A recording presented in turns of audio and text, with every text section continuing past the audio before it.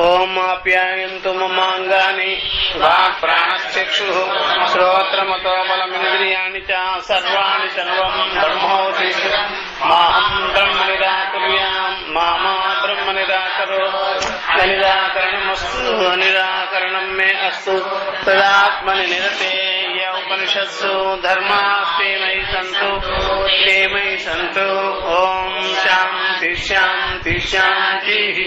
హరి ఓం శ్రీ గురుభ్యో నమః. హరి ఓం తత్సత్.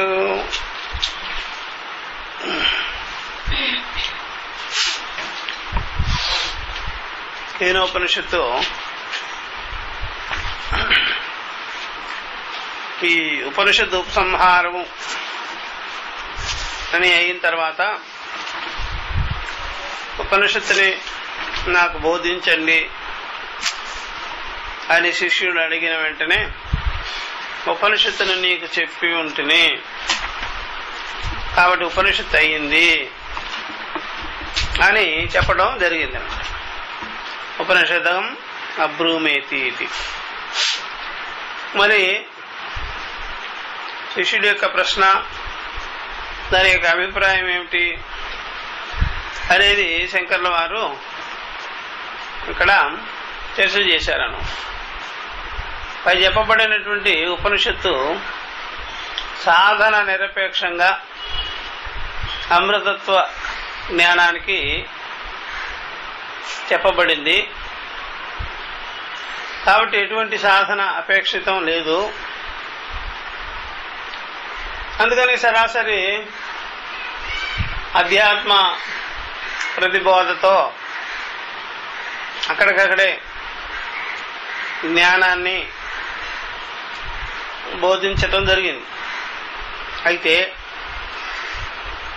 ఒకవేళ శిష్యుడికి ఇంకా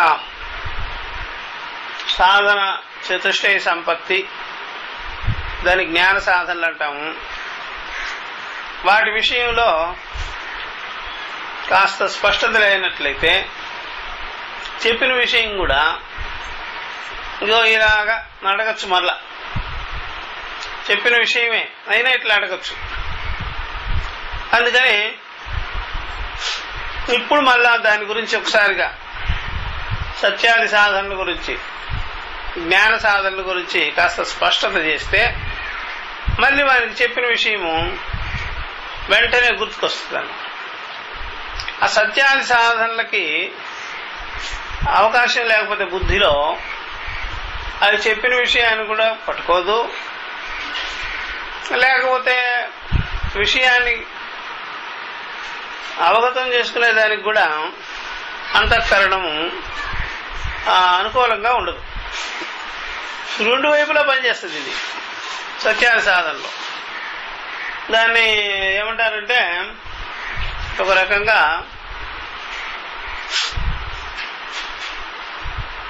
ద్వారం లాంటిది.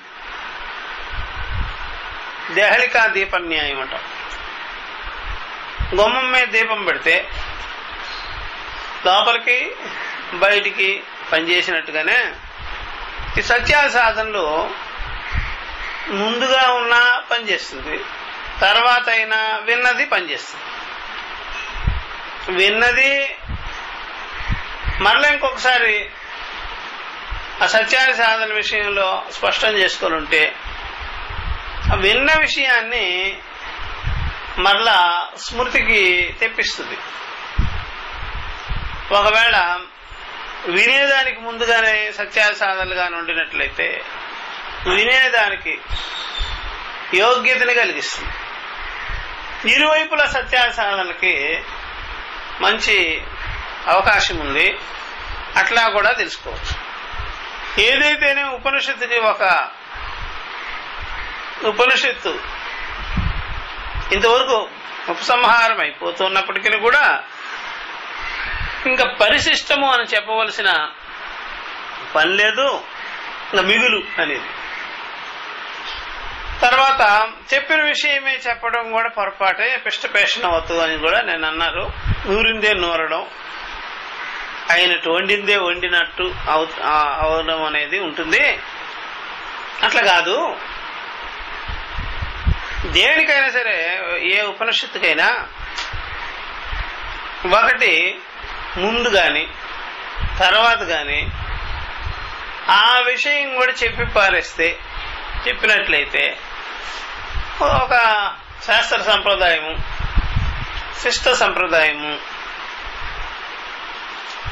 దాన్ని మనం నెరవేర్చినట్టు అయిపోతుంది. సత్యాది సాధన డెఫినెట్ గా ఉండాలన్నమాట. ఆ విషయం చెప్పేసి అందువల్ల సాధన చతుష్టయ సంపత్తి అనంతరం అని వాల్యూస్, జ్ఞాన సాధనలు. ఆ ప్రకారంగా దాన్ని చెప్పినట్లయితేనే అప్పుడు ఉపనిషత్తు సంపూర్ణం అయినట్టు. లేకపోతే మీరు విద్యని సంపూర్ణం చేసిన ఇదిగో ఇట్లాంటి విషయాల్లో కొన్ని కొన్ని చెప్పవలసి ఉంటుంది, అది ఉపయోగపడుతుంది కదా ఇతరులకి. అందులో ఈ యొక్క యక్ష ఉపాఖ్యానంలో కూడా ఆ దేవతలకు కూడా ఆ అంతఃకరణం సరిగ్గా లేకపోవడం బట్టే వాళ్ళు విపరీతంగా కూడా అర్థం చేసుకోవాల్సి వచ్చింది అనేది కూడా తెలుస్తుంది అనమాట. సరే, దాన్ని ఇక్కడ చూపిస్తున్నారు ఇవన్నీ. కాబట్టి ఏది తావత్ శృతస్య అర్థస్య ప్రశ్న కృత, విన్న విషయమే అడిగినట్లయితే తత పిష్టపేషణవతో పునః ఉక్త అనర్థక ప్రశ్న శాతం, మళ్ళీ అది నూరిందే నూరడం అవుతుంది, అనర్థకమైన ప్రశ్న అయిపోతుంది, మళ్ళీ అది వేస్ట్ కదా అట్లా అడగడం. అత చెప్తున్నారు, అత సావశేష ఉక్త ఉపనిషత్. అప్పుడు సావశేషం మిగిలి ఉన్నది ఉపనిషత్తు అనిపించుకుంటుంది. సావశేష అంటే ఇంకా మిగిలి ఉన్నది, అవశేషితమై ఉంది, ఇంకా బ్యాలెన్స్ టీచింగ్ ఉంది, ఉపనిషత్తు ఇంకా ఉంది అని అయిపోతుంది. తస్య ఫలవచనైన ఉపసంహార యుక్త పోతుంది.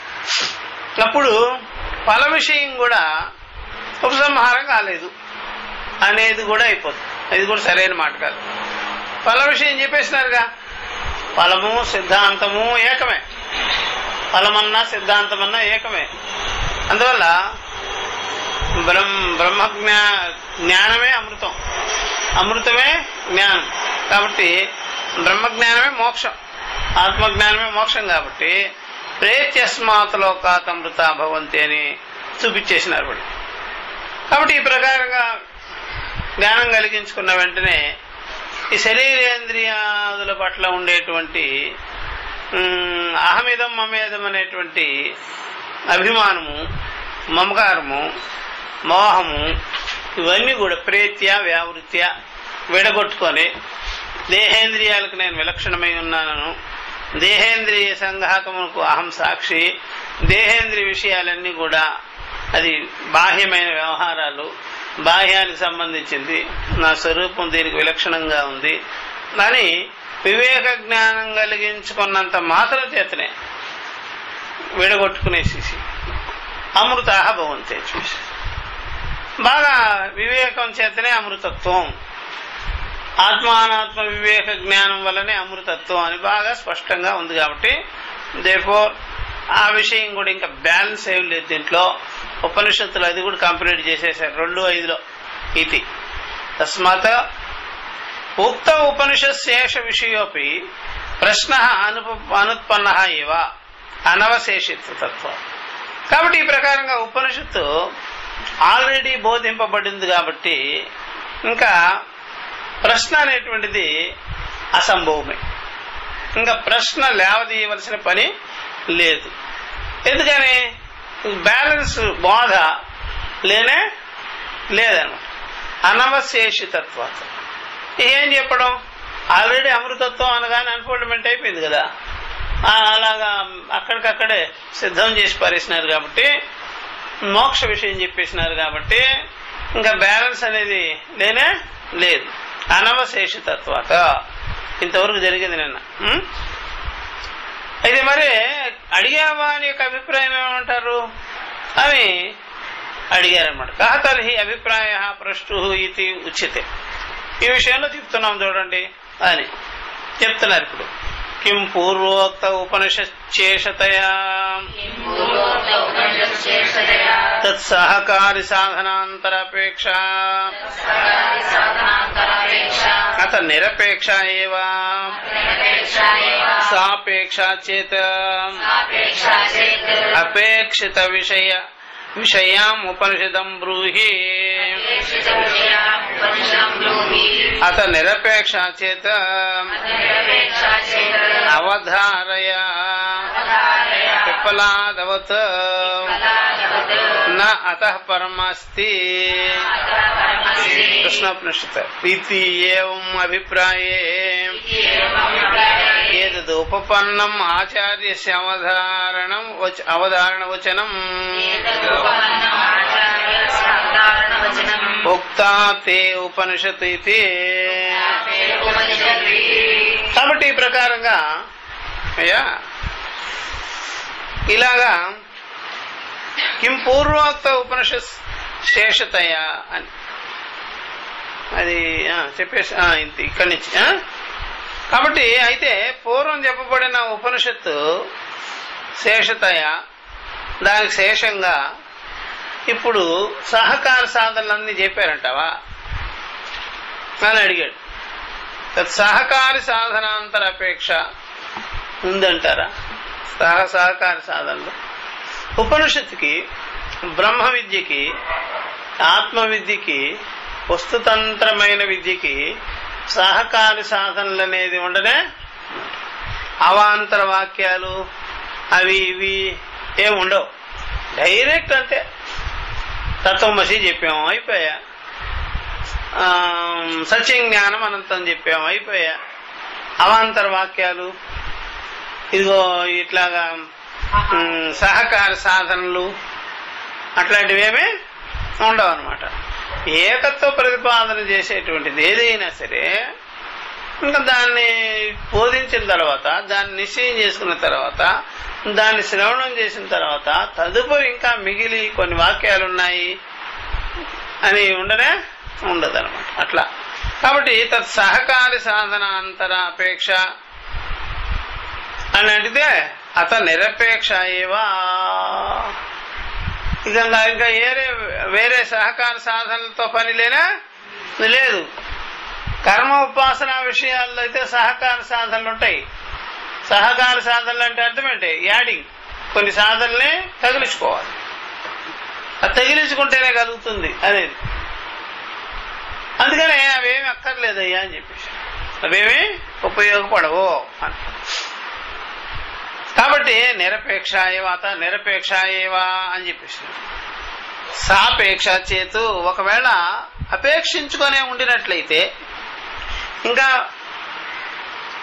సహకార సాధనలకి అవసరం ఉన్నది, సహకార సాధనలు చెయ్యాలి, ఎప్పుడైనా అర్థం కాలేదనుకోండి, ఎవరికైనా అర్థం కాలేదంటే అలాగైతే వేరే సహకార సాధనలు చెప్తాను, ఆ సహకార సాధనలంతా నువ్వు అలవర్చుకో, సాధన చెయ్యి అని చెప్పకూడదు. ఒకసారి అర్థం కాలేదు, ఇంకొకసారి అయినా విను.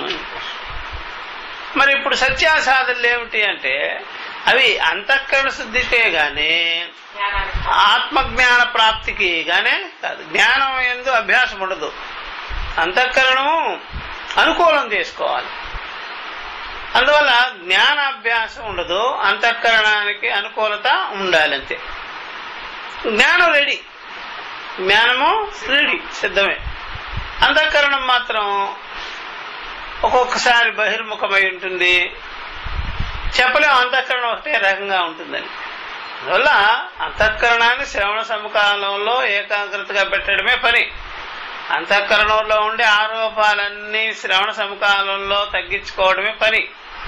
అంతేగాని ఈ చెప్పు జ్ఞానము అభ్యాసంతో కూడుకున్నదంటే కాదు. చెప్పు జ్ఞానము వస్తుతంత్రము సిద్ధమైనది, అది అయ్యే ఉన్న విషయం. చెప్పు జ్ఞానం అనేటువంటిది అయ్యే ఉన్న విషయము, అది తయారు చేసేటువంటి విషయంగానే కాదు. అంతఃకరణం శ్రవణాదులకి అనుకూలంగా చేసుకోవాలి. ఎందుకయ్యా అంటే అంతఃకరణానికి చాంచల్యం అనేది తత్స్వభావం కాబట్టి, అంతఃకరణం యొక్క లక్షణమేది కాబట్టి దానికి ఆ ప్రకారంగా ఆ రకమైన సంస్కారం కలిగించాలి అంతఃకరణానికే. ఈ జ్ఞానం మాత్రం సిద్ధమైనటువంటిది. ఉపనిషత్తులో అక్షరాలలో వాక్యాదులు యందు చెప్పబడే అర్థము సిద్ధమైనదే గాని సాధ్య విషయం మాత్రంగానే కాదు. అట్లా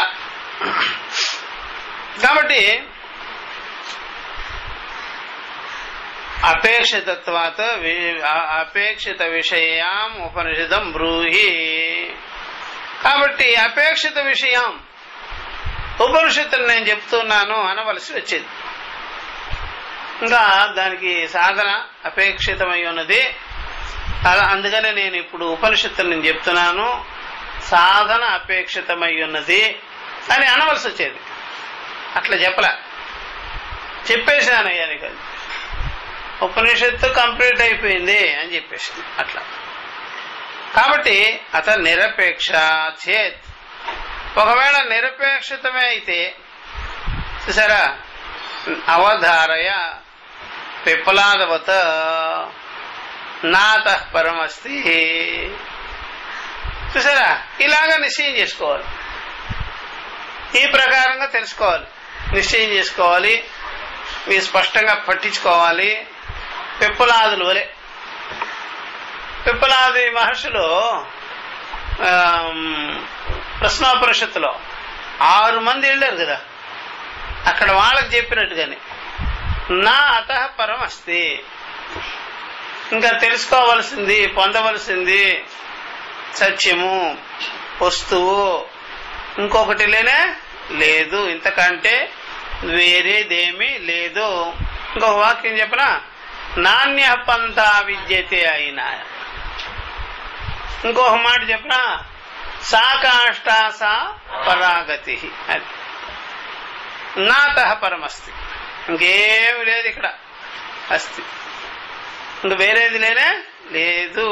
ఇదే ఇప్పుడు చెప్పిన విద్యే.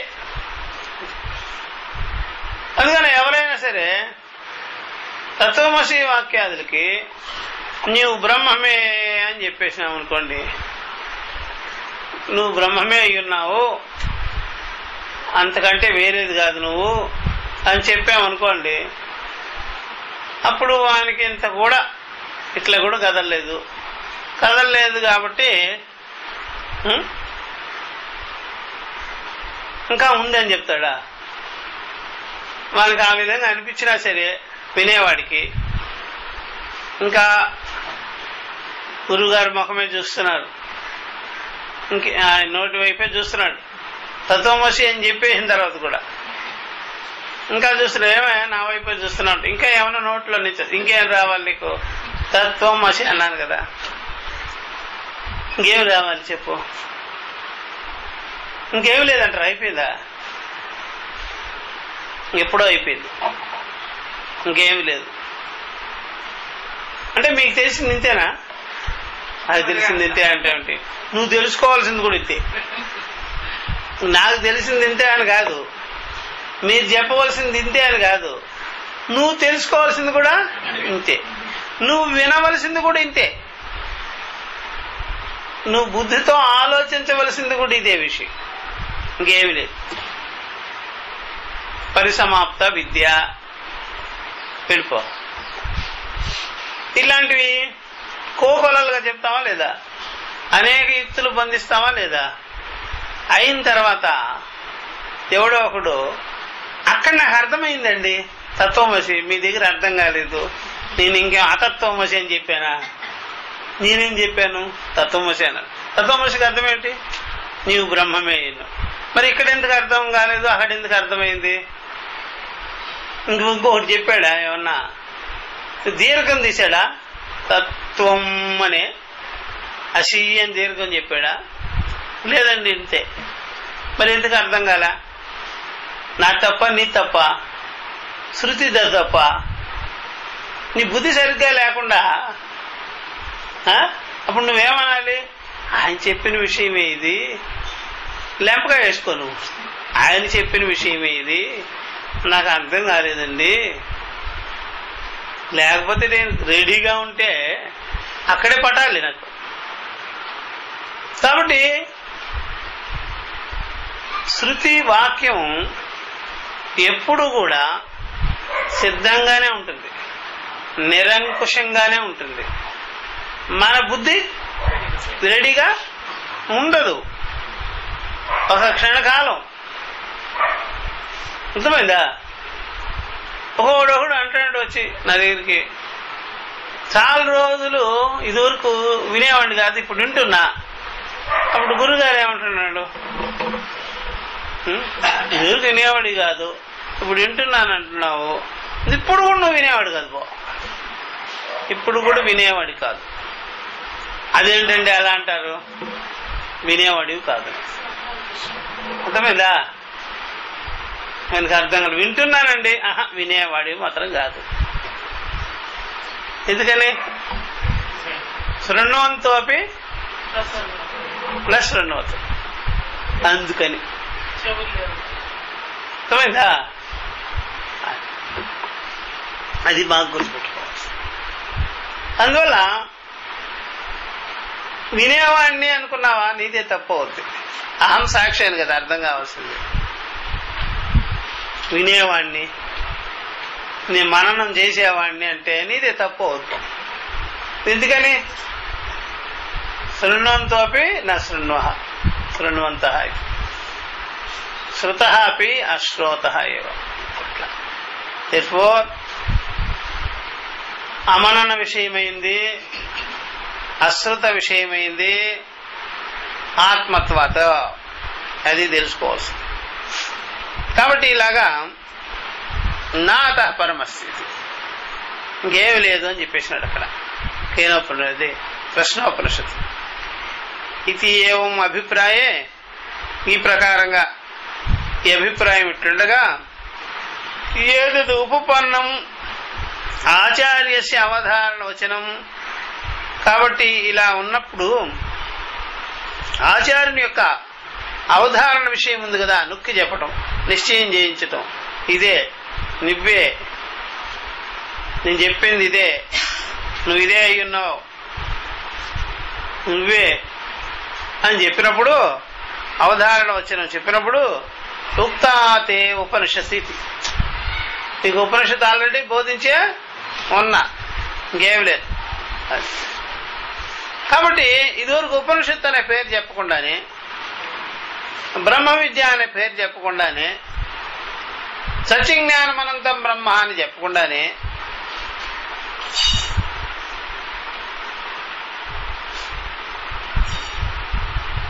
ఎవ్వనిచే జనించి జగమెవ్వని లోపల అయితే యతో వా ఇమాని భూతాని జాయంతే ఏన జాతాని జీవంతి యత్ప్రయంతి అభిసంవిశంతి తద్బ్రహ్మ ఇది విజిజ్ఞాసస్వ. తత్వమసి, అయమాత్మా బ్రహ్మ, అహం బ్రహ్మాస్మి, ప్రజ్ఞానం బ్రహ్మ, అవేం చెప్పకుండానే శ్రోత్రస్య శ్రోత్ర, మనసో మనః, నత్ర చక్షుర్గచ్చతి, విదిత అవిదితాభ్యాం అన్యత్ బ్రహ్మ, యోవే ఒకటంటే ప్రతిబోధ విదితం మతం. అందుకనే ఉపనిషత్ చెప్పలేదు అంటున్నాను. అది చెప్పలేదుగా, సత్యజ్ఞానం అనంతం బ్రహ్మ, అది నీ దగ్గర వచ్చింది. అదయ్యా, ఇదేనయ్యా శ్రోత్రం అన్నప్పుడు మన ఇంద్రియాలే కదా, బుద్ధికే ఆత్మ అన్నప్పుడు అది మన ఇంద్రియాలే కదా. కాబట్టి అధ్యాత్మ ఇంద్రియాదులను పట్టుకొనే తత్సాక్షి అని చెప్పాం కదా. అందుకని మనకు ఉపనిషత్తు చెప్పలేదే, ఇది నా పురాణంగా ఉంది, బ్రహ్మ అని చెప్పలేదే, ప్రతిబోధ విదితం మతం అని చెప్పేసినారే, అట్లాగా అన్నారు కదా. అందుకు డౌట్ అనమాట. ఇప్పుడు అక్కడ తత్వమసి అని చెప్పింది, నీవే బ్రహ్మమై ఉన్నది అనేది. ప్రతిబోధ విదితమే, తత్సాక్షే బ్రహ్మము చూసారా అని చెప్పేది. అవన్నీ కూడా బ్రహ్మపదము వాడకుండా, సత్యజ్ఞానమనంతం అనేది వాడకుండా, తత్వమస్యాదులు వాడకుండా, యతోవా ఇమాని భూతాన్ని అవన్నీ వాడకుండా ఇవే ఉంది చూసుకోండి. ఇక్కడ శ్రోత్రస్య శ్రోత్రం, వాక్కులకే వాక్కు, ప్రాణాలకే ప్రాణము, మనసుకే మనస్సు చూసారా. ప్రతిబోధ విదితం మతము, విదితము కాదు అవిదితము కాదు అనేదే ఉంది చూడండి. అందుకని ఆ అలవాటు పడి ఉంటాడేమో. ఇంతవరకు బ్రహ్మ వాక్యాలని, ఆ వాక్యాలు ఈ వాక్యాలని ఇప్పుడు అవి చెప్పకుండానే చెప్పేసినారు కదా, అందుకని నాకు అలా అనిపించింది అనాలి. ఎవరు? శిష్యుడు. అర్థమైందా? అది అన్నమాట డౌట్ వానికి. చూడండి ఇక్కడ ఉక్తాతే ఉపనిషదితి సావధారణం ప్రతివచనం. ఇక్కడ బాగా అవగతం చేసుకోవాలి అనేటువంటి ప్రతివచనం చూపిస్తున్నారు. నను నా అవధారణమిదం యతో అన్యద్వక్తవ్యం ఆహా. అది ఇంకేదైనా చెప్పాలంటే మాత్రం ఇవే ఉండేది. సత్యం అంటే అర్థం ఏంటి, దమ్మం అంటే అర్థం ఏంటి, ఇవే చెప్పాలి అంతే, ఇంకేమి లేదు చెప్పేవి. అది చెప్తా అవి తప్ప ఇంకేమి లేవు, చెప్పేశాం ఆల్రెడీ అట్లా. కాబట్టి అన్యద్ వక్తవ్యం ఆహ తస్యై తపోదమః ఇత్యాది సత్యం వక్తవ్యముచ్యతే ఆచార్యేణ నతు ఉక్త ఉపనిషశ్చేషతయా తత్సహకారి సాధనాంతర అభిప్రాయేణ వా కింతు బ్రహ్మ విద్యా ప్రాప్తి ఉపాయ అభిప్రాయేణ వేదైః తదంగైశ్చ సహ పాఠేన సమీకరణాత్ తపః ప్రవృత్తీనాం. ఇది చెప్పుకొని ముందుకు పోదాం. ఇది అండర్లైన్ చేసుకోవాల్సింది. నతు ఉక్త ఉపనిషత్ శేషతయ తత్సహకారి సాధనాంతర అభిప్రాయేణ వా కింటు బ్రహ్మ విద్యా ప్రాప్తి ఉపాయ అభిప్రాయేణ. అది అండర్లైన్ చేసుకోవాల్సింది. కాబట్టి నన్ను నా అవధారణం ఇదం, ఇది అవధారణం చేసుకునేదానికి కాదు, నిశ్చయం చేసుకునేది కాదు. ఎందుకంటే ఇంకేదో చెప్పవలసి మిగులు ఉన్నది అని అంటున్నాడు. నను అంటే శంక. యత అన్యద్ వక్తవ్యమాహ అని, ఇంకేదో చెప్పవలసి ఉంది అని. తస్యై తపోదమః ఇత్యాది. ఇదేనయ్యా వానికి ఇంకా చెప్పవలసింది ఏదో ఉంది, ఇంకా ఏదో తెలుసుకోవాల్సింది ఏదో ఉంది కదా, తపస్సు దమము ఇత్యాది. సత్యం వక్తవ్యం ఉచ్యతే, ఏది చెప్పాలో చెప్తా ఇప్పుడు. ఆచార్యేణ, ఆచార్యుని ద్వారా ఏది చెప్పవలసిందో అది ఇప్పుడు చెప్తాను, తెలుసుకో. కాబట్టి నువ్వు అనుకున్నట్టుగా మాత్రం కాదు. ఎందుకని? నతు ఉక్త ఉపనిషత్ శేషతయా, అయితే మరి చెప్పినటువంటి ఉపనిషత్తుకు శేషంగా శేషభాగంగా మాత్రం కాదు, దానికి మిగులు ఇది కాదు. ఇది కూడా తెలుసుకుంటే నీకు అది నీకు అర్థమవుతుంది, అది సాధించి పెడుతుంది, అది క్లియర్ అవుతుంది అనేది కాదు. ఇది సపరేటే. ఇప్పుడు చెప్పేటువంటి శమము దమము ఇదంతా కూడా బ్రహ్మ విద్యకి సపరేటే. బ్రహ్మ విద్య విషయం మాత్రంగానే కాదు. అది ఉంటే ఇది వస్తుంది అని మాత్రం అనుకోవద్దు. అది దానివల్ల ఇది వస్తుంది అని మాత్రం కాదు, కార్యకారణ భావాలు పెట్టద్దు. దానివల్ల ఇదే అనేది ఉపాయం అని చెప్తారుగా. చూడండి, తత్సహకార సాధనాంతర అభిప్రాయణవా. అంతేకాదు, దానికి బ్రహ్మ విద్యకి, బ్రహ్మ జ్ఞానానికి, ఉపనిషత్తుకి సహకార సాధనలు కూడా కాదు, సహకార సాధనలు కూడా కాదు. తత్ సహకారి సాధనాంతర అభిప్రాయంగా కూడా చెప్పలే. ఈ అభిప్రాయం కూడా కాదు, కరెక్ట్ కాదు. ఆ ఉపనిషత్ విద్యకి సహకార సాధనలుగా అని కూడా అనుకోవద్దును అని ఈ అభిప్రాయంతో కూడా కాదు చెప్పింది అది. మరేమంటావు అంటావా? కింటు బ్రహ్మ విద్యా ప్రాప్తి ఉపాయ అభిప్రాయణ, బ్రహ్మ విద్యా జ్ఞానం కలిగించుకునేదానికి, ఈ బ్రహ్మ విద్యా ప్రాప్తికి చూసారా ఉపాయంగా చెప్పేసి, ఉపాయము అనగానే ఒక రకమైన యుక్తి అంతఃకరణానికి కావాలది. నువ్వు గ్రహించుకునేదానికి నువ్వు ఇలా పెట్టుకోవు నువ్వు అంతఃకరణాన్ని. నీకు ఆల్రెడీ ఆ విషయం తెలిసిపోద్ది, అహమస్మి అని. అహమస్మి అని తెలుసుదే కానీ నేను చేసి పొందానని మాత్రం అర్థం కాదు. పొందాను అని అంతఃకరణం తెలుసుకోకూడదు ఎప్పుడు. నేను ఇప్పుడు అయ్యాను అని తెలుసుకోకూడదు. నేను చేయగా వచ్చింది అని కూడా తెలుసుకోకూడదు. నాకు ఈ సాధన వల్ల నాకు అలా అనిపిస్తుంది అని కూడా అనుకోవద్దు. నేను ఆల్రెడీ అయ్యే ఉన్నాను. దానికి యుక్తి కావాలి. దానికి అయుక్తి ఉండేటప్పటికి ఉన్న విషయాన్ని కూడా అర్థం చేసుకునే దానికి వీలు లేకుండా చేసేసుకుంది. అదే అన్నమాట, ఇంకేం కాదు. కాబట్టి చాలా మంది చేసి పొందానని, ఇప్పుడే అయ్యానని, చేయగా అయిందని, దానివల్లే అయిందని, దీనివల్లే అయిందని ఇట్లాగా లింకు పెట్టడము, కార్యకారణ భావాలు జోడించటము, సాధన సాధ్యంగా చేయడము, ఇలాంటివన్నీ చేస్తారు. కాబట్టి తప్పు. దానికి దీనికి ఏం సంబంధం లేదు. సాధన చతుష్టయ సంపత్తికి బ్రహ్మజ్ఞానానికి ఏం సంబంధం లేదు. వాల్యూస్ కి దీనికి కూడా సంబంధం లేదు. అది వేరే చాప్టర్, ఇది వేరు. అది అంతఃకరణానికి సంబంధించిన యుక్తి, ఉపాయం, సూక్ష్మత. నువ్వు ఇదివరకు సూక్ష్మత లేదు, నీకు నీ అలవాట్లోనే లేదు. ఇప్పుడు నీకు సూక్ష్మతని ఇస్తాం, అంతఃకరణానికి సూక్ష్మతని ఇస్తాం. నీకు ఒకటే పద్ధతి అలవాటు అయిపోయింది అంతఃకరణానికి. ఏమిటది? స్థూలంగానే అర్థం చేసుకో. హార్డ్వేర్ వచ్చు దానికి, ఏం రాదు, సాఫ్ట్వేర్ రాదు. ఇప్పుడు అది నీకు కావాల్సింది. నువ్వు ఒకటే ఏకపక్షంగా అలవాటు చేసేసుకున్నావు అంతఃకరణమా.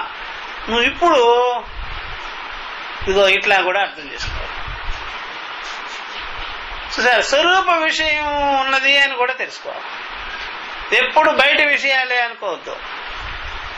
అంతర్ముఖంగా కూడా ఉన్నది, నిన్ను వ్యాపించుకొని కూడా ఉంటుంది, నీకే మూలంగా ఉంటుంది. అది కూడా నువ్వు తెలుసుకోవాలి. ఒకటే పద్ధతిలో వెళ్ళిపోవడం అలవాటైపోయింది ఈ అంతఃకరణానికి. అందుకనే ఉపాయంగా ఉపాయము ఎప్పుడు కూడా సూక్ష్మాన్ని ప్రసాదిస్తుంది, యుక్తిని ప్రసాదిస్తుంది, సూక్ష్మమైన యుక్తుల్ని ప్రసాదిస్తుంది. ఎవరో ఉపాయం. ఉపాయం లేని పనులన్నీ అదంతా కూడా రఫ్ అండ్ టఫ్, అదంతా కూడా రాతి యుగం ప్లాన్లు అవన్నీ. రాతి యుగం సాధనలు చేయకూడదు, ఉపాయంగా చేయాలి. కఠినమైనవి ఎందుకు? కాబట్టి ఉపాయం తట్టాలి. దానికి ఎలా ఆలోచన చేయాలి, ఏ విధంగా గుర్తించుకోవాలి, ఉన్న విషయమే, అయ్యున్న విషయమే, ఆత్మ విషయమే. అందుకని ఇది ఉపాయం.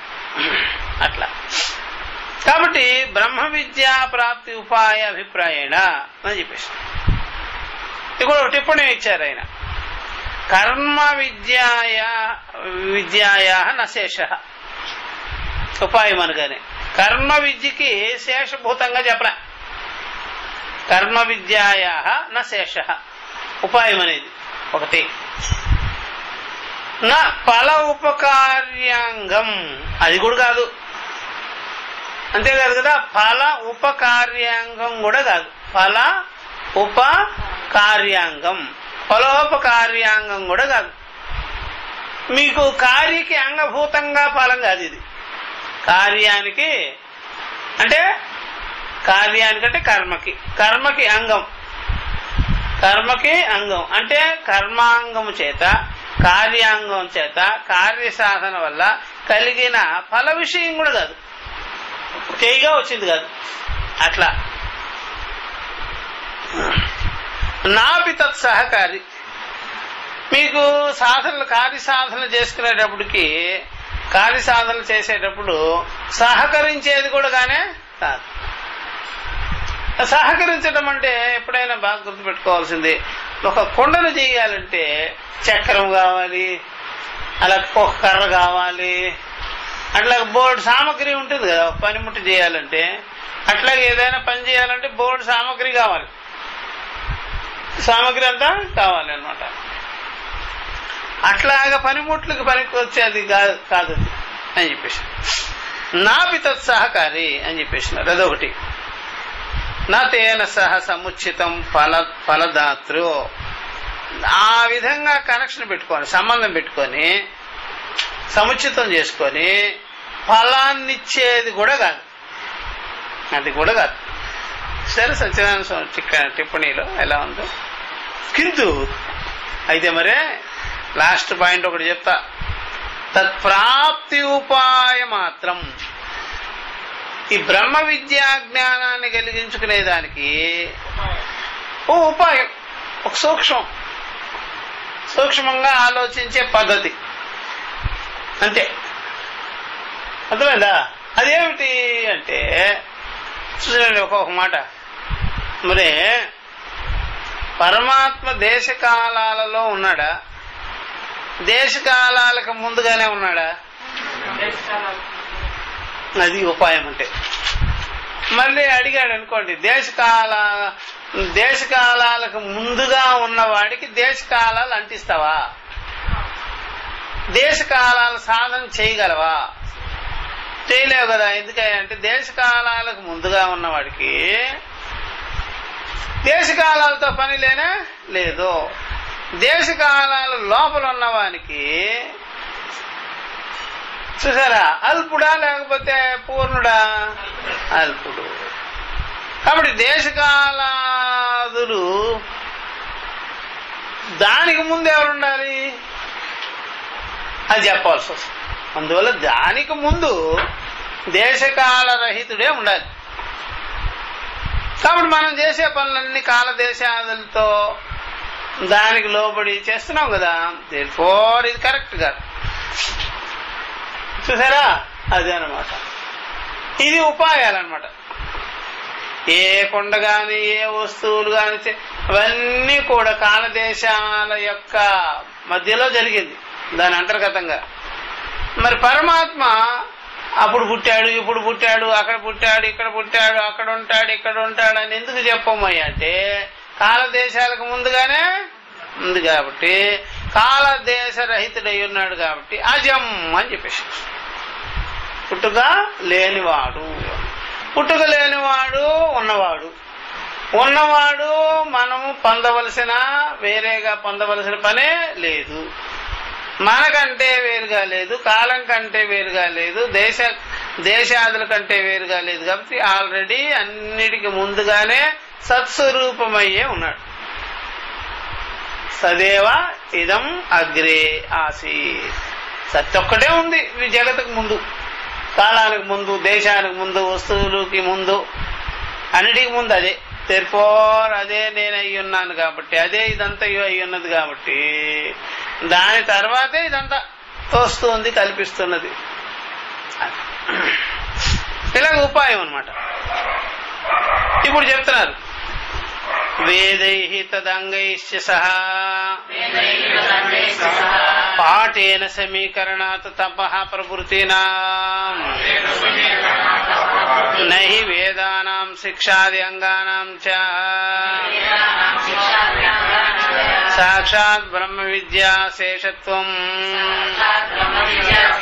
తత్సహకారి సాధనత్వం వా సంభవతే. అందువల్ల వేదైః తదంగైశ్చ సహా, వేదము వేద అంగాలు వేదాంగములు తో కలుపుకొని పాఠేన సమీకరణతో ఇవన్నీ పాఠంలో కలుపుకొని మనము ఇవన్నీ తెలుసుకోవాల్సి ఉంటుంది. వేదాంగాలు దాంతో కలుపుకొని ఇక్కడ తపస్సు మొదలగునవన్నీ కూడా చేర్చుకొని తెలుసుకోవాలి, చదువుకోవాలి అని చెప్పేసి అన్నీ వచ్చేస్తాయి దానిలో. వేదము వేదాంగాల లోపలకే ఇవన్నీ తపాది సాధనాదులు కూడా వచ్చేస్తాయి, వేరుగా ఉండవు. దాని అంతర్గతమే వేదము వేదాంగములు అంతర్గతంగానే ఇవన్నీ చెప్పబడి ఉంటాయి.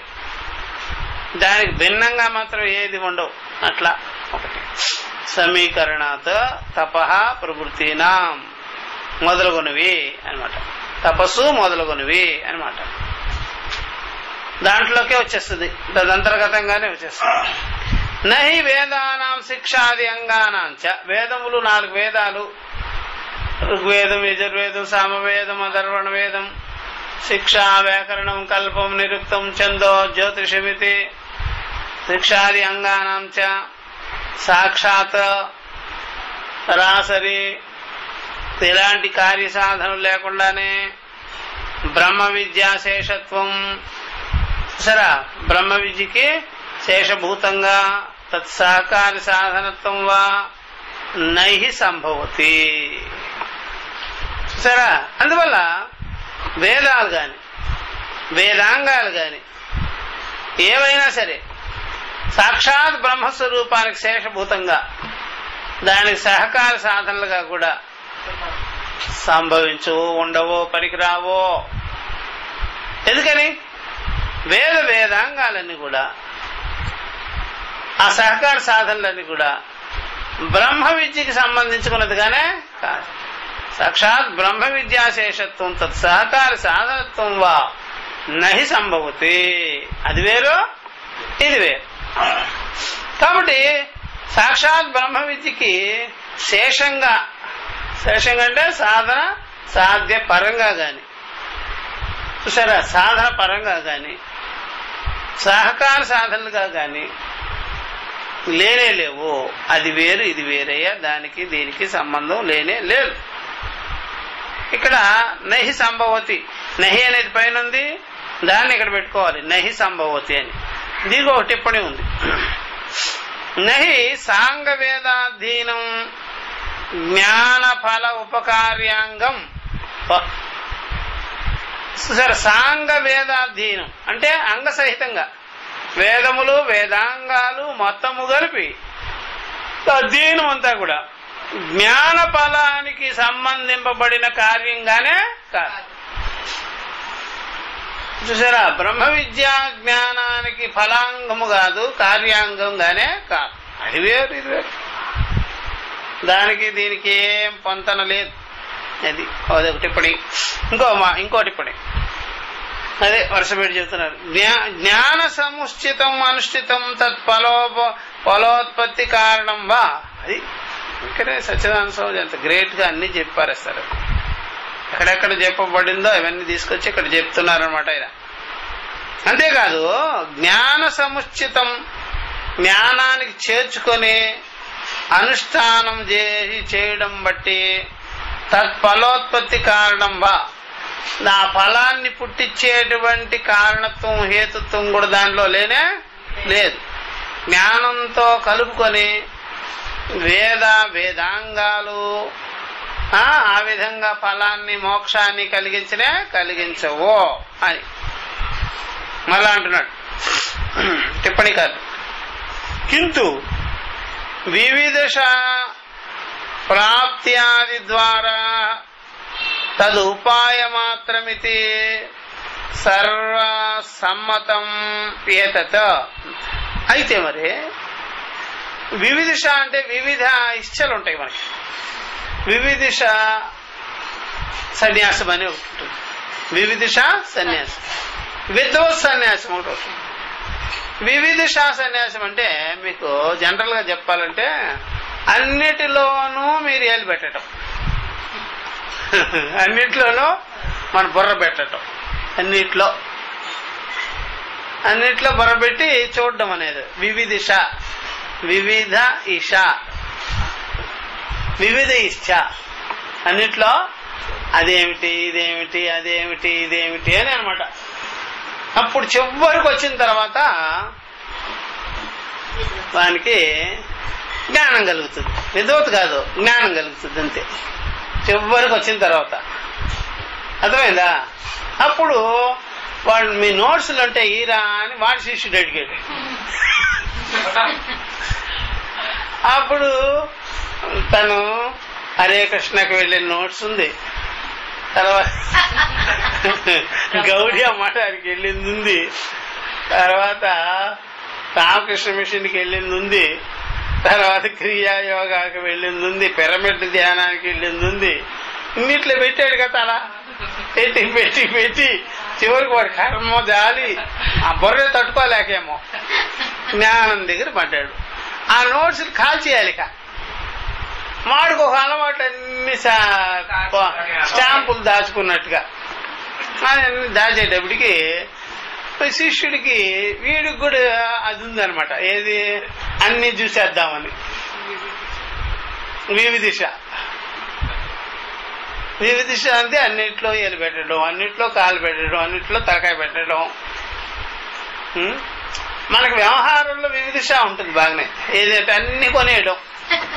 అప్పుడు ట్రాన్సిస్టర్ కొన్నా, అది కొన్నా, ఇది కొన్నా, ఆ డెకరేషన్ అని కొన్నా, చివరికి చూడబోతే మూల చెత్తగా పడి ఉందండి. పోయినప్పుడల్లా ఏదో ప్లాస్టిక్ వస్తువులు కొనుక్కోరావడం వివిదిశ. అలాగే ఈ పుస్తకాలు, సాధువులు, సమావేశాలు అన్నిట్లో చేరడం. చేరి చేరి చేరి ఆ తలకాయ ఒప్పుకోలే చివరికి. ఏమిటా నువ్వు అన్ని వేస్తున్నావు చెత్తంతా అని ఆ తలకాయ అని ఉంటుంది వీడిని. వీడిగా కడుపు నిండుండదు. ఆ తలకాయ చెప్తుంది అనమాట, ఏమిటిరా నువ్వు అన్ని తీసుకొచ్చి వేస్తుంటావు, భరించలేకపోతున్నాను, ఇంకా చాలేవయా, సరిగ్గా జ్ఞానం పట్టుకోవచ్చు కదా, ఎక్కడ కనిపించిన చేత అంతా వేస్తుంటే అని ఆ తలకాయకే ఏం కలిగింది, వైరాగ్యం కలిగి ఉంటుంది. తలకాయ వీడికి మాత్రం కలిగి ఉండదు. ఇంకా తలకాయ మాటిని సరే జ్ఞానం దగ్గర తీసుకెళ్ళి ఉంటాడు. లేకపోతే తిప్పుతుంటాడు, ఇంకా తిప్పుతుంటాడు, అన్ని ఇస్తుంటాడు. దాన్ని వివిదిశ సన్యాసం అంటారు.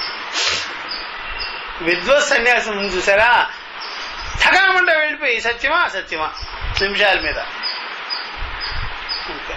దాన్ని ఏమంటారా, 2 types అంటారు శంకర ప్రపంచంలో ఉండేది.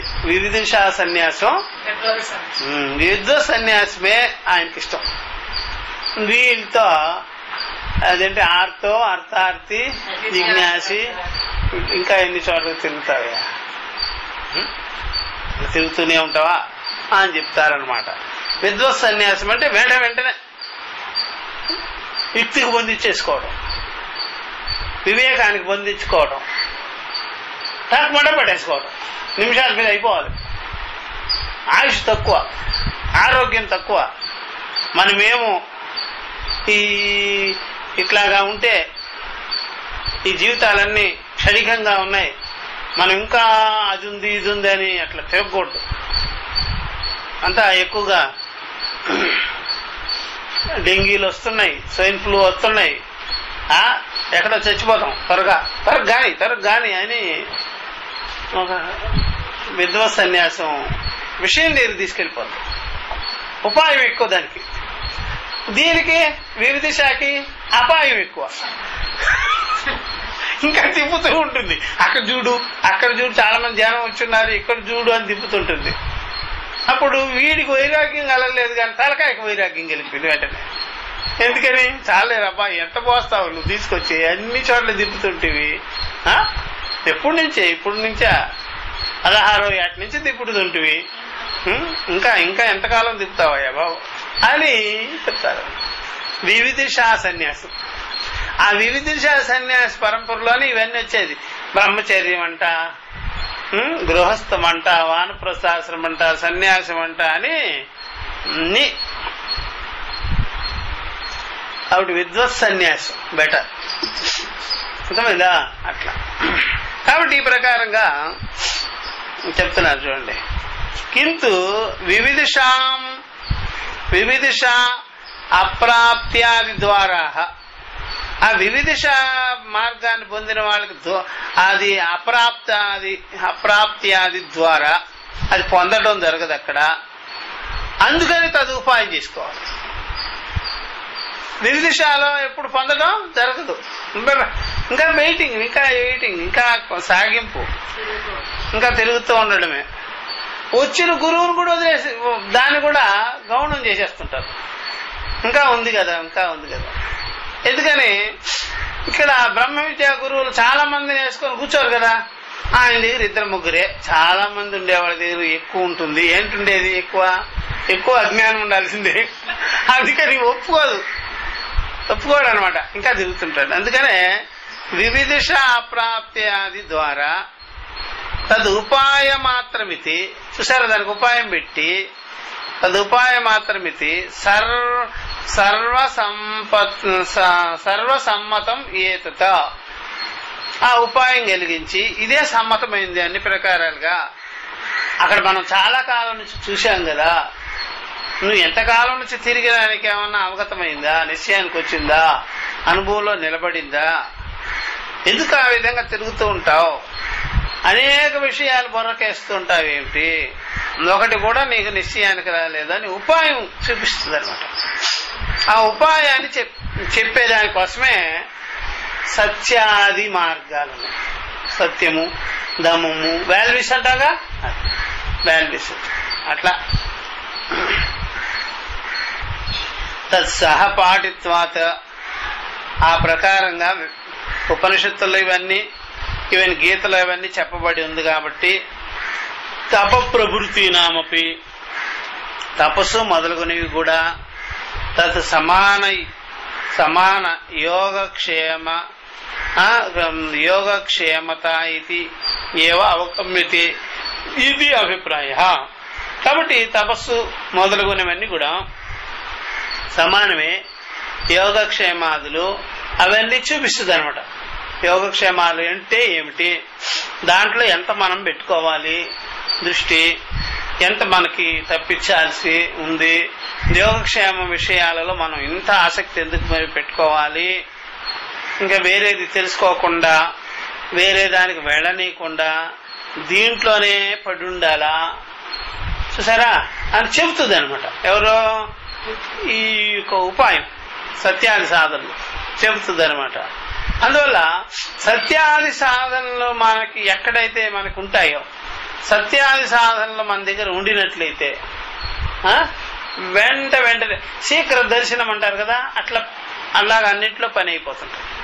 సత్యాది సాధన లేకపోతే రౌండ్లు ఎక్కువ అవుతుంది. అర్థమైందా? వాల్యూస్ ఉంటే రౌండ్లు తగ్గుతాయి. వాల్యూస్ లేదు అనుకోండి, అమానిత్వాదులు, అధ్యాత్మ జ్ఞాన నిత్యత్వం, తత్వజ్ఞాన దర్శనం అవన్నీ కొరబడ్డాయి అనుకోండి, రౌండ్ లో ఎక్కువ. అది దానికి అందుకనే వివిధ అని చెప్పేసి.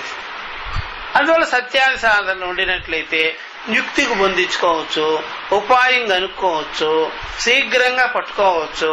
ఇలాంటి యోగక్షేమాల విషయంలో ఎంత మనకి వెయిటింగ్ ఉండదు. యోగక్షేమాల విషయంలో జీవితం అంతా దారపోసేము. అవన్నీ సూక్ష్మంగా చెప్పేస్తాం. అట్లా అది బాగుంది. మనం యోగక్షేమాల విషయంలో చాలా ఖర్చు చేసేస్తాం జీవితం అంతా. దానికే యోగం క్షేమం. క్షేమం అంటే తెలుసు కదా, ఉన్నవి కాపాడుకోవడం, లేనివి దానికోసం పొందాలని ఏమేమో చేయడం, సాధనలన్నీ చేసుకుంటూ ఉండడం. ఇలాగా టైం అంతా జీవితం అంతా దానికే అయిపోతుంది అనమాట. అది ఇదే చెప్తుంది అనమాట. అట్లాగేం పెట్టుకోకూడదు, అవన్నీ జరిగిపోతాయి. దానికోసం ఖర్చు ఎక్కువ చేయకూడదు. మనం విషయం తెలుసుకునేదానికి ఉండాలి, సత్యం తెలుసుకోవాలి, యథార్థం తెలుసుకోవాలి, సూక్ష్మత పెంచుకోవాలి. అట్లాగా చెప్తుంది అనమాట. అట్లా అది బాగా గుర్తుపెట్టుకోవాలి. ఇప్పుడు అయ్యప్ప వాళ్ళని చూస్తాము, ఆ జనాన్నంతా చూస్తుంటాము, ఈ భవానీ దీక్షలు అన్ని చూస్తుంటాము. చూస్తే మనము అప్పుడు ఏమని మనం అర్థం చేసుకోవాలి, ఇది మన బోటి వారికి సంబంధించింది కాదు అని తెలుసుకోవాలి. విజయవాడలో కాళేశ్వరరావు మార్కెట్ ఉంది కదా, అది 9 గంటలో 10 గంటలకో గంట కొడతారు. గంట కొట్టగానే ఎక్కడెక్కడున్నాయో గేదెలు ఆవులు అన్ని పరుగో సినిమా గాని వదిలిపెడితే జనం ఎలాగా గేట్ దిగిపోతే గేట్లు ఇరిగిపోయినట్టే తోసుకొని వచ్చేస్తారు కదా. తోసుకొని ఎక్కడెక్కడి నుంచో పరిగెత్తుకుంటూ వస్తాయన్నమాట. చిన్న చిన్న దోళ్లు, లేక దోళ్లు, ఎద్దులు, ఆవులు, గేదెలు అన్ని పరిగెత్తుకుంటూ ఒకరినొకటి నెట్టుకుంటూ లోపలికి వెళ్ళిపోతాయి. అంటే వాడు పోసేస్తాడనమాట. అన్నీ అయిపోయి కట్టేసి దుకాణం కట్టేసేసి అలాగే చెత్త అంతా పోసేస్తుంటాడు. పోసేస్తుంటే పోసిన తర్వాత గంట కొడతాడు. ఆ గంట సౌండ్గా పరిగెత్తాయి. అక్కడెక్కడ ఉంటాయన్నమాట. అలా పరిగెత్తాయి అనమాట. ఆ మూమెంట్ లో కూడా మనుషులు ఎవరైనా వెళ్తారమ్మా? మనకు కూడా వాటికి అని తెలుసుకోవాలి. అవన్నీ ఎవరికే వేస్ట్ అంతా వాటికి. మనం కూడా పరిగెత్తకూడదు. అక్కడ తెలియాలి కదా. భవాని దీక్షలు ఎవరికి, అయ్యప్ప దీక్షలు ఎవరికి, అమాత్రం తెలుసుకోపోతే ఎట్లాగా? అప్పుడు మనం అటు పరిగెత్తామనుకోండి, వాటి కింద పడి నలుగుతాం, వీళ్ళ కింద పడి నలుగుతాం. మనకి అది కాదు. మనకి గీత ఉంది, ఉపనిషత్తులు ఉంది, ఇట్లాంటివన్నీ మనకి, వాళ్ళకి అది డిబేట్ చేసేసుకో. అన్ని మనకైతే ఎట్లా అట్లా. కాబట్టి ఉపాయం చెబుతుంది అనమాట. ఆ సత్యాల సాధనలు వాల్యూస్ ఉంటే ఉపాయం చెప్పి, అది మన విషయం కాదు రేపా.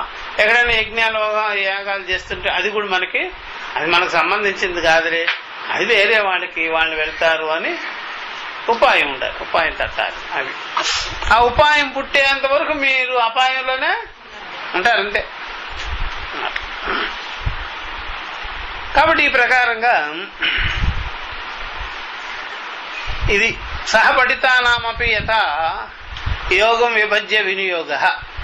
కాబట్టి ఈ ప్రకారంగా క్రమంలో ఆ యొక్క దీనిలోనే చదువుతున్నా సరే, మనం ఇది పఠిస్తున్నా సరే, యథాయోగం విభజ్య, చూసారా, దాని యొక్క సంబంధాన్ని, దాని యొక్క పద్ధతుల్ని విభాగం చేసుకొని మనం వినియోగం చేసుకోవాలి కదా అని చెప్పుకొచ్చారు. యథా చెప్తున్నారు. యథా సూక్తవాక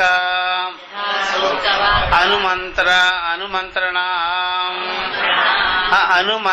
మంత్రాణం యథా దైవతం విభాగః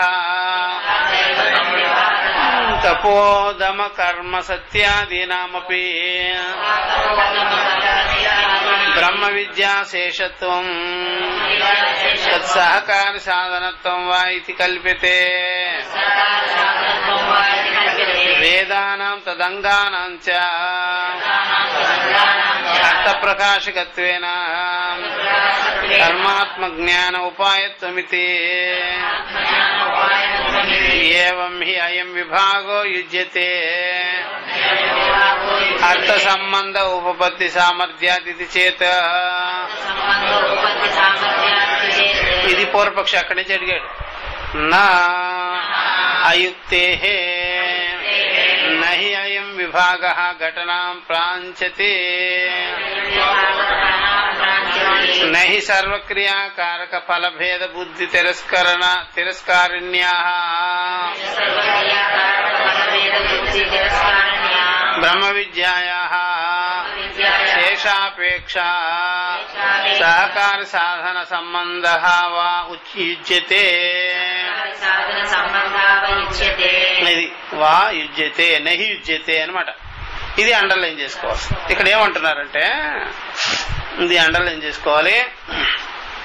ఇక్కడ ఇది ఉపనిషత్తులు ఆల్రెడీ కలిపి చదివి ఉన్నారు కాబట్టి ఇలాగ విభాగం చేసుకోవాలి. కర్మ ఉపాసనకు సంబంధించింది అని తీసుకోవచ్చు కదా. చూసారా, సహకార సాధనలో లేదంటే ఎలా కుదురుతుంది? అలా కలిపి చదవబడి ఉంది కాబట్టి ఆ విధంగా ఇది కర్మ ఉపాసన రెండు కలుపుకొని సాధన చేయవలసి ఉంటుంది అని అలాగా కర్మ ఉపాసన అని తెలుసుకోవాలట. రెండు కలిపి చదివి ఉంది కాబట్టి రెండు క్రమంగా ఉంది కదా. రెండు క్రమంగా ఉంటే ఏం చేయాలి? సముచ్చయం చేసేసుకోవాలి అని పూర్వపక్షి. అక్కడేమో సహకార సాధనలు ఏం లేదురా బాబు అంటుంటే రెండు కలిపే చెప్పుంది కదా. ఇప్పుడు మనకి గీతలో కూడా చూడండి, అన్ని క్రమంగా కలుపుకుంటూ వచ్చినట్టుగా అనిపిస్తుంటుంది శ్లోకాలు. నిజంగా చూడకపోతే ఆ చాప్టర్ అంతవరకు క్లోజ్ అయిపోయింది. ఆ 2 శ్లోకాల్లో కొంత విషయం చెప్పేసి ఉంటారు, మళ్ళీ ఇంకో 2 శ్లోకాల్లో ఇంకా వేరే విషయం చెప్తుంటారు. వేరే వాళ్ళకి అది 2 బుద్ధుల్ని ఫాలో అవుతూ ఉంటారు వాళ్ళు. ఒక బుద్ధికి ఇది, ఇంకొక బుద్ధికి ఇది, వ్యవహార పక్షం ఇది, పరమార్థ పక్షం ఇది అని విడగొడుతూ పోతుంటారు వాళ్ళు. కానీ మనమేమో శ్లోకాలు క్రమంగా ఉన్నాయి కదా, అందుకని చదివేసుకుంటుంటాం. అప్పుడు ఏమవుతుంది? ఇప్పుడు సాంఖ్యయోగం చెప్పారు, మళ్ళా 3వ అధ్యాయానికి వచ్చారు అంటే దాని తర్వాత ఇది అనుకుంటే ఎలా కుదురుతుంది? ఎవడైనా సరే జ్ఞానం కలిగించుకున్న తర్వాత వ్యవహారాలు చెయ్యాలంటాడు. అది ఎవరు చెప్పారు? జ్ఞానం కలిగించుకోమని వ్యవహారం చేయమని చెప్పారా? జ్ఞానం కలిగించుకున్న తర్వాత వ్యవహారాలు లేదు అని చెప్పారు. అర్థమైందా? జ్ఞానం కలిగించుకున్న తర్వాత వ్యవహారాలు లేవు అని నువ్వేమంటిస్తున్నావు? జ్ఞానం కలిగించిన తర్వాత వ్యవహారాలు చేసుకోవచ్చు అంటే అట్లా చెప్పిందా ఏమిటి? జ్ఞానంలో వ్యవహారాలు ఉన్నాయన్నారా లేవన్నారా? అంతే. ఎప్పుడైనా భగవద్గీత చదువుకోవాలంటే, భగవద్గీత అర్థం తెలుసుకోవాలంటే కృష్ణుడు చెప్పిన బోధలు ఎలా ఉంటాయంటే, యుద్ధము నేను చేయడం లేదని చేస్తూ ఉండు, చేసేటప్పుడు చేయడం లేదనే మాత్రమే పెట్టుకో. అర్థమైందా? చేయడం లేదనే పెట్టుకోవయ్యా, పో చేయబో, యుద్ధం చేయబో అని. మళ్ళీ ఈ మాటను మళ్ళీ బుర్రలో ఇరికించుకోవద్దు. ఏది తర్వాత చెప్పింది ముందు చెప్పింది పెట్టుకో. ఏమని? యుద్ధం చేయడం లేదు, చేయిపో అని చెప్పా. నువ్వేం చేస్తున్నావు? ముందు చెప్పిన మాటనేమో తప్పించేస్తున్నావు, తర్వాత చెప్పిన మాటనేమో ఇరికించుకుంటున్నావు. అట్లా నేను చెప్పలే, యుద్ధం నేను చేయడం లేదు, అదే ఇక్కడ జ్ఞానం, వెళ్ళు చెయ్యి. కానీ జనాలు ఏం చేస్తున్నారు? చేసేది ఏమో తక్కువ, బుద్ధిలో పెట్టుకునేది మాత్రం ఎక్కువ. చాలా చేసేసిన. అందుకని బుద్ధిలో ఉండవలసింది ఏమిటి? అకర్త అని పెట్టుకో, చేసుకో. అదే అనమాట. అందువల్ల జ్ఞానం కలిగించుకున్న తర్వాత పని చెయ్యి, వ్యవహారాలు చేయొచ్చు అని కాదు చెప్పింది. జ్ఞానం కలిగించిన తర్వాత నేను వ్యవహారం చేయడం లేదు అని ఉండాలి. చేసినా సరే ఏముండాలి? నేను వ్యవహారాలు ఏం చేయడం లేదు, నా యందు వ్యవహారాలు ఏమి లేదు అనేది. అంతేగాని వ్యవహారాలు చెయ్యమని ఉపదేశం మేమేం చెప్పలేదు. అది నువ్వు ఇదివరకు చేస్తున్నావు కాబట్టి అది ఊరికే అన్నమాట.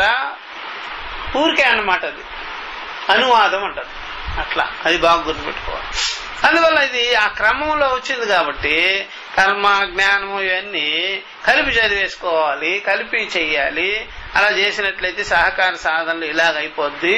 విభాగంగా చదవాలి, క్రమంగా అర్థం చేసుకోవాలి. కర్మ అనేది ఉంది, జ్ఞానము అనేది ఉంది, కానీ క్రమంలో వచ్చింది కదా. కర్మ తర్వాత జ్ఞానము, కర్మ తర్వాత ఉపాసన, అట్లా వినియోగం చేసుకోవాలి. ఇది చేతంటే అట్లా కాదు, తప్పది. అంతేకాదు ఇంకో మాట చెప్పారు, యథాసు సూక్త వాకాను మంత్రాణం యథా దైవతం విభాగ. చూసారా, ఇక్కడ సూక్తాలు ఉంటాయి, స్తోత్రాలు. సూక్తాలు అంటే పురుష సూక్తము, స్త్రీ సూక్తము, ఇట్లాంటివన్నీ భూ సూక్తము, అది ఇది అని సూక్తాలన్నీ ఉంటాయి కదా. సూక్త అనువాకాలు ఉంటాయి, సంవాదాలు, ఉపాఖ్యానాలన్నీ ఉంటాయి. సరే, మంత్రాణం దాంట్లో దైవతం ఉంటుంది, దేవతా విషయం ఉంటుంది, తర్వాత ఇంకా వేరే అజ్ఞాది విషయాలు ఉంటాయి. అది విభాగం చేసుకొని చదువుకున్న తర్వాత చేసేదంతా ఒకటే క్రమంగా చెయ్యి. ఇట్లాగనమాట. విభాగంగా కనిపించినా సరే అది సూక్తాలని, అనువాకాలని, మంత్రాలని అయినా సరే మనం అన్ని కలిపే చేస్తున్నాం కదా. మన కలిపే కదా మన క్రియలు చేసేది, ఉపాసనలు చేసేది అన్నట్టుగా చెప్తున్నాడు అనమాట. కాబట్టి విభాగంగా అది కనిపించినా సరే మనమంతా కూడా మనం చేసేటువంటి సాధనలో కర్మల్లో కలిపే కదా ఉంటాయి. అట్లాగే ఇక్కడ దమః తపో దమ కర్మ సత్యాదీనామపి బ్రహ్మ విద్యా శేషత్వం.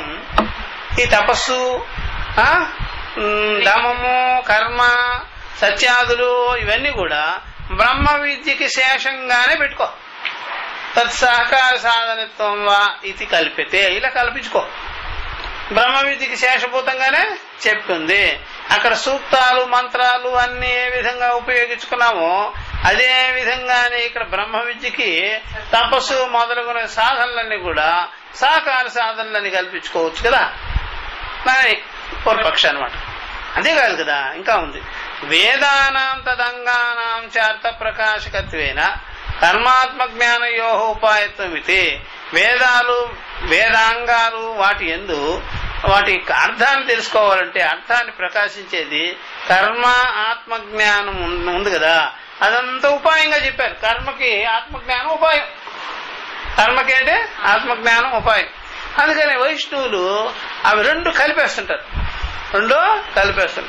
వాళ్ళు ఎప్పుడు కూడా జ్ఞానాన్ని ఎప్పుడు కూడా జ్ఞానం కలిగించుకోనట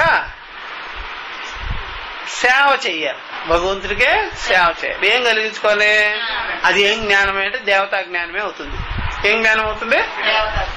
ఏం దేవతా జ్ఞానం అంటే విష్ణువు నారాయణుడు గొప్పవాడు అని తెలుసుకోవడము, ఆయనకి సేవ మనము చేయడం, భగవత్ సేవ. అది జ్ఞానం అనుకుంటారు వాడు. ఆత్మజ్ఞానం లేక బ్రహ్మజ్ఞానం, దైవ జ్ఞానం అంటే అలా అనుకుంటారు. ఇలాగ ఉపాయంగా తీసుకోండి అని ఇక్కడ ఒక టిప్పణీలో చెప్తున్నారు. కర్మ ఉపాయత్వం ఆత్మజ్ఞాన ఉపాయత్వం, కర్మోపాయత్వం ఆత్మజ్ఞానోపాయత్వం చ ఇత్యర్థః. కర్మ ఉపాయమే, ఆత్మజ్ఞానం కూడా ఉపాయమే. ఇట్లా తీసుకో, కర్మ జ్ఞానము ఉపాయంగా తీసుకో అన్నమాట. కర్మాత్మ జ్ఞాన ఉపాయత్వం ఇది.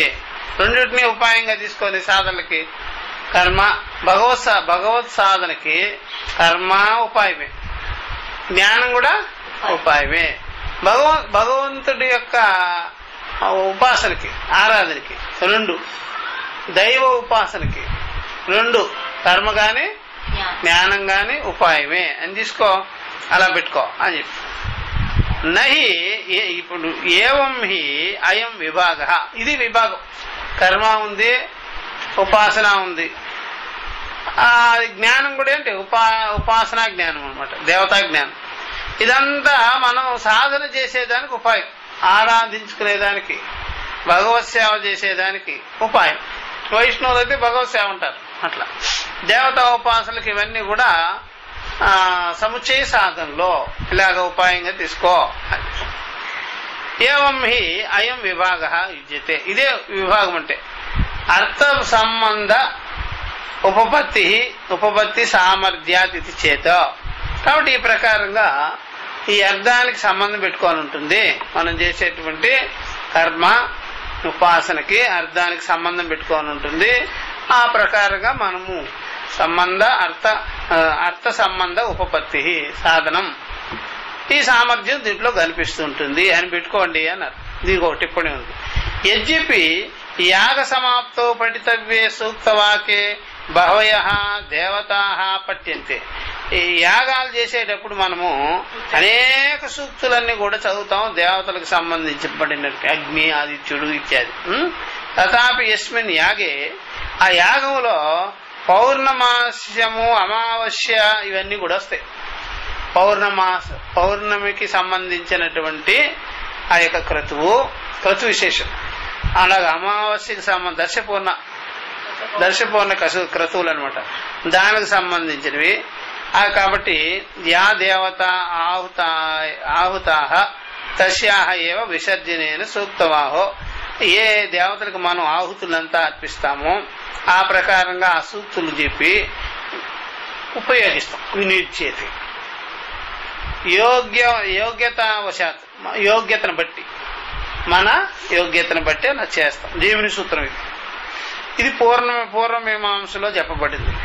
తత ఈహాపి, ఇక్కడ కూడా వేదానామంగానాం చ ఉపాయత్వేన, వేదములు వేదాంగాల్ని ఉపాయంగా తీసుకొని వినియోగేపి తపః అలాగే వినియోగించుకోవాలి. తపస్సు మొదలుగున్న సాధనలంతా యోగ్యత వశాదేవ, మీ యోగ్యత ఎంత ఉంటుందో మీ అంతఃకరణం మీ ఇంద్రియాలకి సామర్థ్యాన్ని బట్టి వినియోగించండి. జ్ఞాన శేషత్వేన, అవన్నీ కూడా జ్ఞానానికి శేషంగా అంటే కర్మ జ్ఞానాంగంగా జ్ఞాన సాధన ఉపాసనగా చేసుకొని చేయండి. తత్సహకారిత్వేనవా, దానికి సహకార సాధనలు అనుకోండి. బ్రహ్మ విద్యకి ఆత్మజ్ఞానానికి మోక్షానికి సహకార సాధనలు అనుకొని వినియోగోస్తు ఇది అని శంకిస్తున్నాడు అనమాట. ఇవన్నీ కూడా తపస్సు, దమము, సత్యాది సాధనలు ఇట్లాంటివన్నీ కూడా మీ యొక్క ఆత్మజ్ఞానానికి చేర్చుకొని ఉపాసనాదులు చేయండి, ధ్యానాదులు చేయండి, సాధనలో చేయండి. ఇది బహిరంగ సాధనలు అంటారా అంతరంగ సాధనలు అంటారా?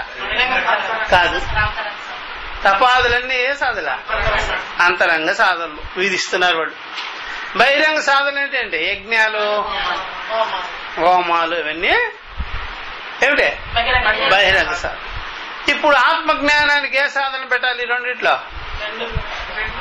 ముందేమిటి? ఆత్మజ్ఞానానికి బహిరంగ సాధనలు తక్కువ, అంతరంగ సాధనలో ఎక్కువ. ముందుగా మీరు ఆత్మజ్ఞానానికి ముందుగా ఏం చేసుకొని ఉండాలి? ఎక్కువ బహిరంగ సాధన చేయాలి. మరి ఆత్మజ్ఞానం కలిగించుకున్న తర్వాత ఏ సాధనలు ఎక్కువగా? అంతరంగ సాధన. అప్పుడు ఆత్మధ్యానము, ఇలాగ బ్రహ్మధ్యానము, బ్రహ్మోపాసన ఇట్లాంటివన్నీ అలవర్చుకోవాలి మీరు అని కర్మిష్ఠుడి యొక్క ఈ యొక్క పూర్వపక్షి యొక్క అభిప్రాయం. అందుకనే ఖండం చేస్తున్నారు. ఇది నా అట్లా చెప్పొద్దు, అది సరిపోదు, సరైన మాట కాదు అన్నమాట. చూసారా? అలాంటి సాధనల గీతంలో ధ్యానాలు ఇవన్నీ కూడా దీనికి తగిలించి చేయకూడదు.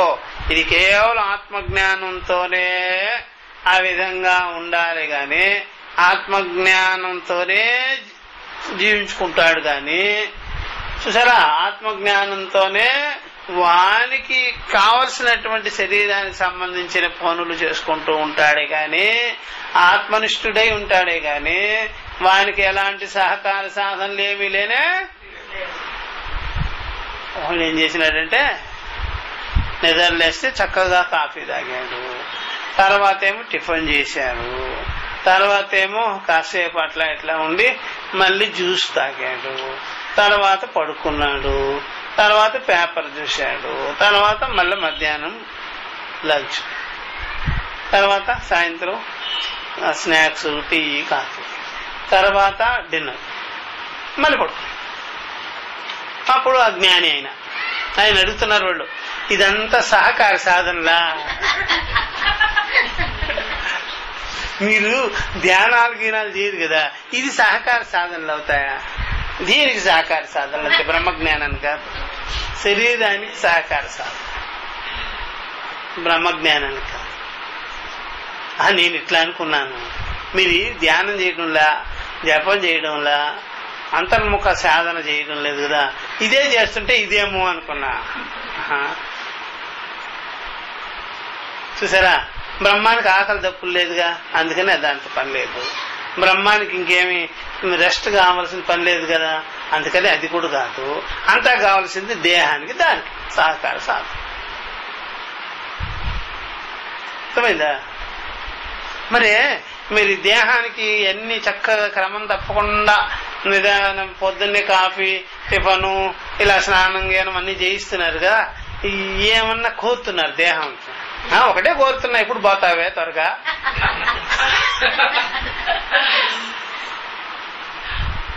ఎందుకు సార్ అలా పోతే గాని బ్రహ్మజ్ఞానం రాదు? కాదు, నాకు పని ఎక్కువగా ఉంది అని. అట్లా కాబట్టి సహకార సాధనలు గీకార సాధనలు ఏమి లేదయ్యా, సహకార సాధనలు అనేది ఏమి లేదు. నిస్సహాయ సాధనే ఉంది ఇక్కడ. ఏమి సాధన? నిస్సహాయ సాధన. బ్రహ్మం ఏమి కోరటంలా, చూసారా, నిస్సహాయ సోష్ణుతే సర్వాన్ కామాన్ సహ. అది కాబట్టి సహకార సాధనలు ఏం చేస్తాము, అది వస్తుతంత్రమాయ సిద్ధమైన విషయము, దానికంటే అన్నిమైనది మరొక్కటి లేదు.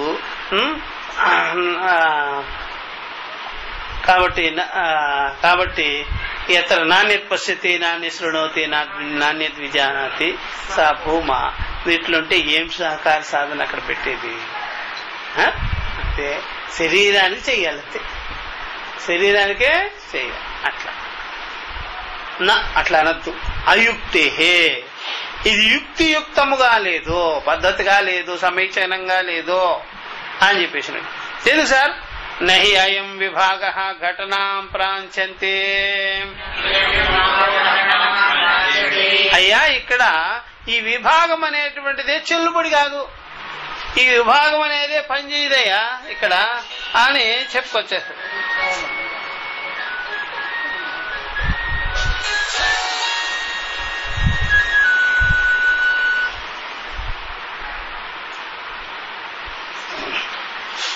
కాబట్టి ఇక్కడ ఈ విభాగం అనేటువంటిది పని చేయదు అని చెప్పేసి, నహి అయం విభాగ ఘటనాం ప్రాంచితి. ఎందువల్ల అంటే ఇక్కడ కర్మ ఉపాసనలు అని చెప్పడం, మరి ఆత్మ జ్ఞానానికి కర్మ జ్ఞానము ఇవన్నీ కూడా ఉపాసనా జ్ఞానం అనేటువంటిది సహకార సాధనలు అనడం, ఇవన్నీ పనికిరాని విషయాలు, పనికొచ్చేది మాత్రం కాదు. నహి అయం విభాగ ఘటనాం ప్రాంచంతి.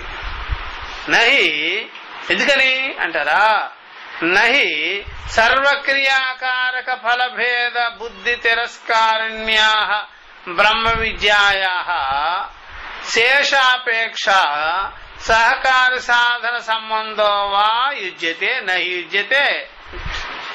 సర్వక్రియాకారక, అన్ని రకాలైనటువంటి క్రియలు, కారకాలు, కర్తృత్వాదులు, కారకాదులు, క్రియాకారకము, ఈవెన్ ఫల అంటే కర్త కర్మ ఫలము. చూసారా, కర్త కర్మ ఫల భేద బుద్ధి ఉందే, అది తిరస్కరించుకోనున్నది బ్రహ్మ విద్యా జ్ఞానము చే. హృదయ గ్రంథులన్నీ ఛేదింపబడి ఉన్నది, త్రిపుటి ఎగిరిపోయి ఉన్నది, త్రిపుటి అనేది తొలగిపోయి ఉన్నది. అది బాగా గుర్తుపెట్టుకోవాలి. హలో, నేను క్లాసులో ఉన్నాను, మన మాట్లాడతా. సరే, కాబట్టి ఇదంతా కూడా కర్త కర్మ ఫల భేద బుద్ధి ఉంది, ఆ హృదయ గ్రంథుల బుద్ధి, అవన్నీ తిరస్కరించుకోవాలి.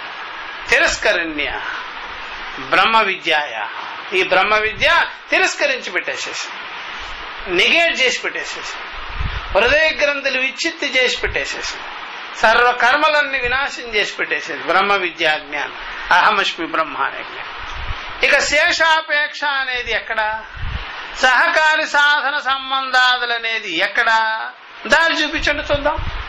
ఇంకేదో మిగిలి ఉన్నది అని, సహకార సాధన సంబంధాలని, ఇలాంటివన్నీ కనెక్షన్స్ ఎక్కడిస్తారు మీరు? అక్కడంతా ఏం లేకుండా, బుద్ధే లేకుండా పోయింది. హృదయ గ్రంథులన్నీ వినాశమైపోయింది, ఎక్కడెక్కడే తెగి ధ్వంసం అయిపోయింది కదా. ఇక అంతఃకరణంలో ఎవరు తీసుకుంటారు? కర్తని ఎవరు నిలబెడతారు? మీరు ఎవరికి, ఏ కర్తకి ఏ కర్మ అప్లై చేస్తారు? ఏ బలాపేక్షను చూపిస్తారు? సాధన సాధ్యాలు చేసుకునేటువంటి అహం ప్రత్యుడేలేడు వినాశమైపోయింది.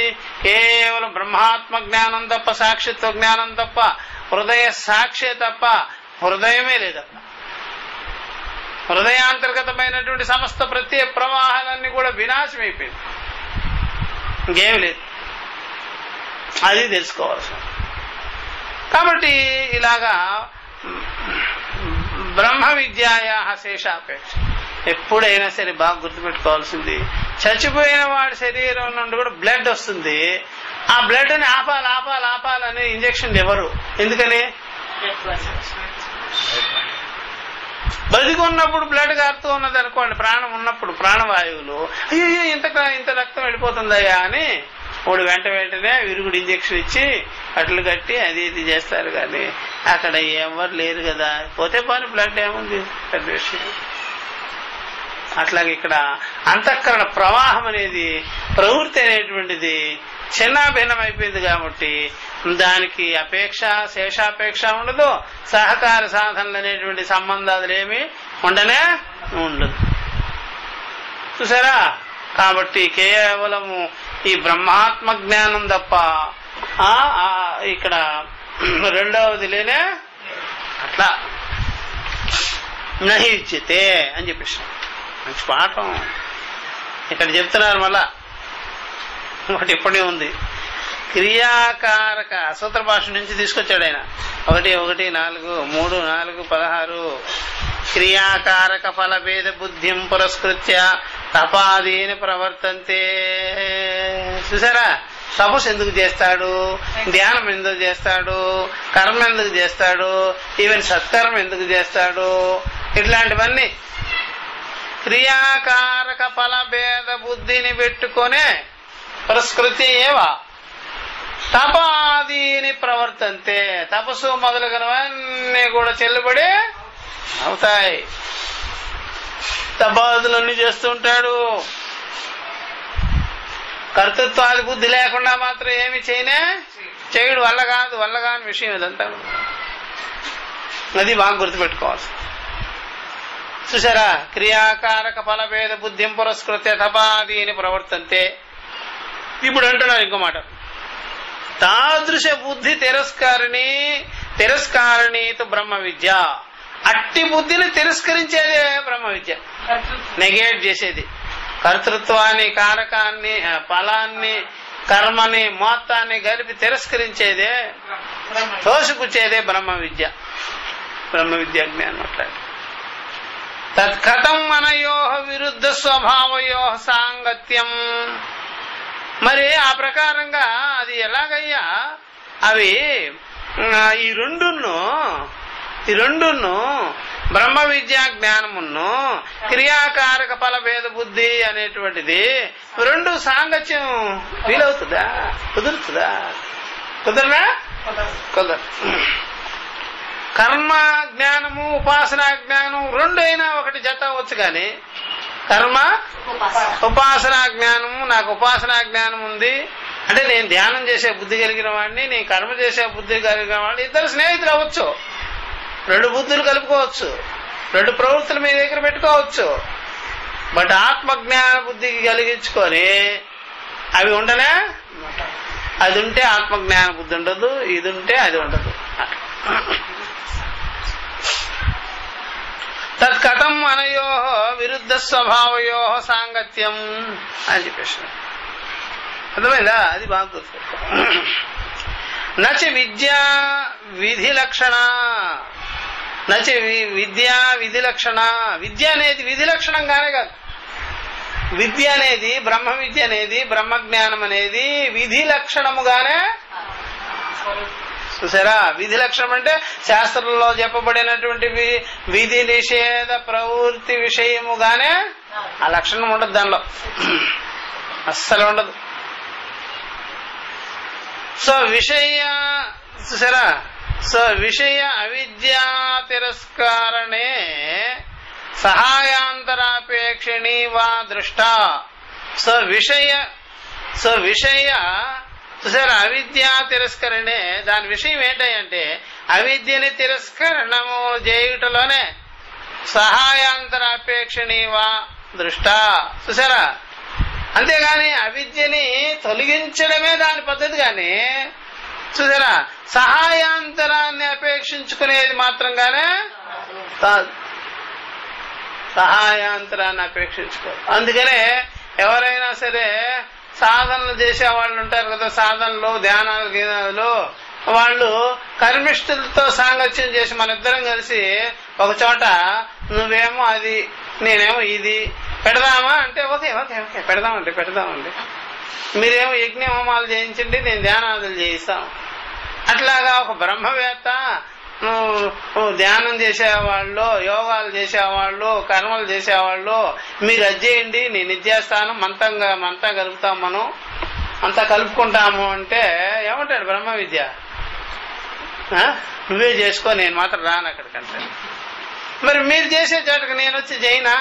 వద్దు, నువ్వే చేసుకో, అప్పుడు కూడా నేను వెళ్ళిపోతా. ఎందుకని? అసలు నాకు నీకు పొసగదు, నువ్వు చెయ్యి, నేను వెళ్ళిపోతా. నేను చేస్తే నువ్వు అక్కడ కనిపించుకో, అంతే. అదేమిటి మన అంత విరోధమా? మీరు విరోధం కాదు, ఆ విద్యకి అది ఇది పొసగదు. వాళ్ళని ఎందుకు గందరగోళం చేస్తావు? వాళ్ళే వెళ్ళిపోతారు. చూసారా, రెండు ఒక చోట ఉండవు.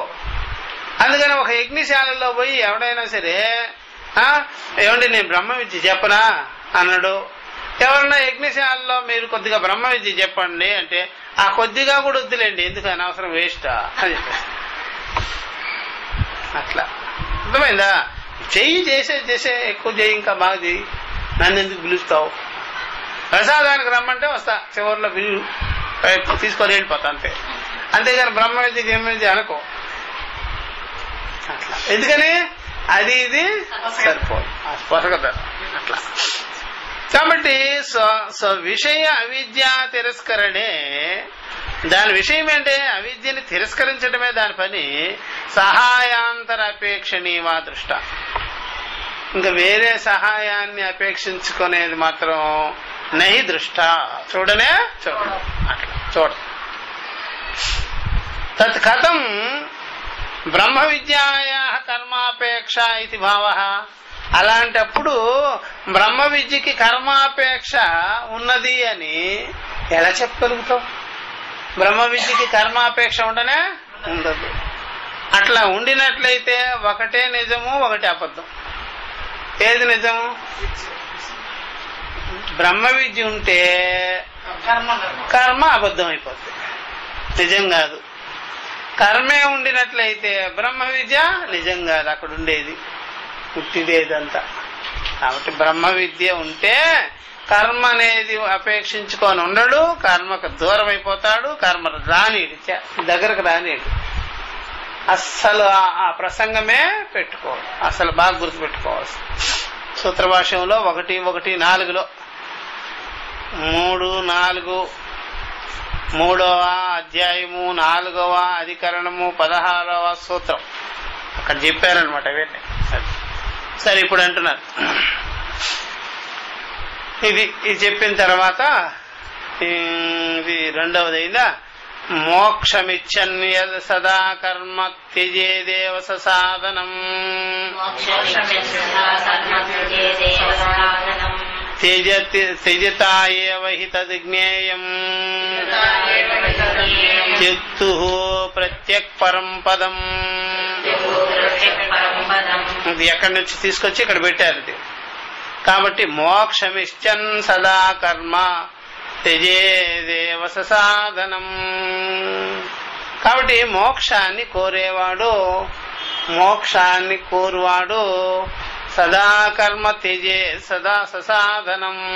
ససాధనం కర్మ త్యజే సదా, ఎల్లప్పటికీ ఎప్పటికీ కూడా సాధన సహితముగా కర్మనే వదిలిపెట్టు. ఇది ఉపదేశాస్తులో ససాధనం కర్మ అనగాని ఉపవీతాదీని త్యజేత్ అన్నాడు. జంధ్యాదులు కూడా తెంచు అన్నాడు. తెంచంటే తెంచమంటావా అని అడిగాడు. బుర్రలో తెంచు ముందు. అది నువ్వు ఎందుకు వేసుకున్నావు నీకే తెలుసు.